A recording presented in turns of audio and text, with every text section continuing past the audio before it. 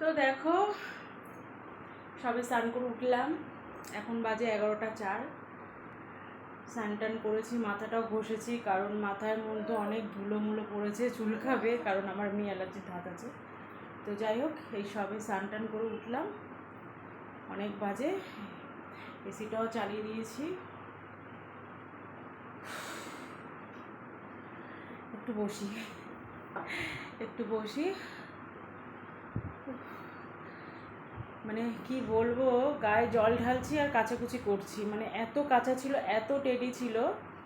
আর কিছুটা কেচেও নিয়েছি, সোনায়ের জামা কাপড়, আমার কিছুটা নাইটি, একটা চাদর কেচে নিয়েছি, যার জন্য আরও লেট হলো। আর আজকে আর পুরো ঘরটা আমি গুছাতে পারিনি, একটা ঘরই গুছেছি, মানে আমার এই ঘরটা গুছিয়েছি। কাল যদি শরীরে দেয় তবেই ছেলের ঘরটা গুছাবো, ব্যাস। রান্নাঘরটা একটু পরিষ্কার করবো, ব্যাস হয়ে যাবে। আর কি বলবো, আর ওই যে বললাম উঠলো ভাই কটক যাই, রাত 11টা 5 বাজে, সবই স্নান করে উঠলাম।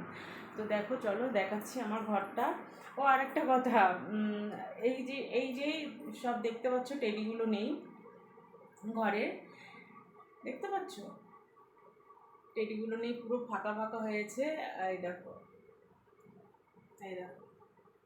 তো আমার ভাইজি বলছে, পিসি আর টেডিগুলো লাগিও না, ঠিক আছে, টেডি ছাড়াই ঘরটা এবার ঠিক আছে। কিন্তু রাখার জায়গারই অভাব আমার, যার জন্য টেডিগুলো আরও ঝুলিয়ে ঝুলিয়ে রেখে দিই, আর আমার টেডি খুব প্রিয়। তো দেখা যাক কী করি। সত্যি ঘরটা ফাঁকা ফাঁকা লাগছে, পুরো একদম ফ্রেশ লাগছে। টেডিগুলো দিলে আরও বেশি মানে জ্যাবড়া জ্যাবড়া লাগে। তা তোমরাই বলবে, ঠিক আছে, কী করবো, টেডিগুলো কি সাজিয়ে রাখবো না ঘরটা এইভাবেই থাকবে? দাঁড়াও, আমি ব্যাক ক্যামেরা দেখাচ্ছি ঘরটা তোমাদের।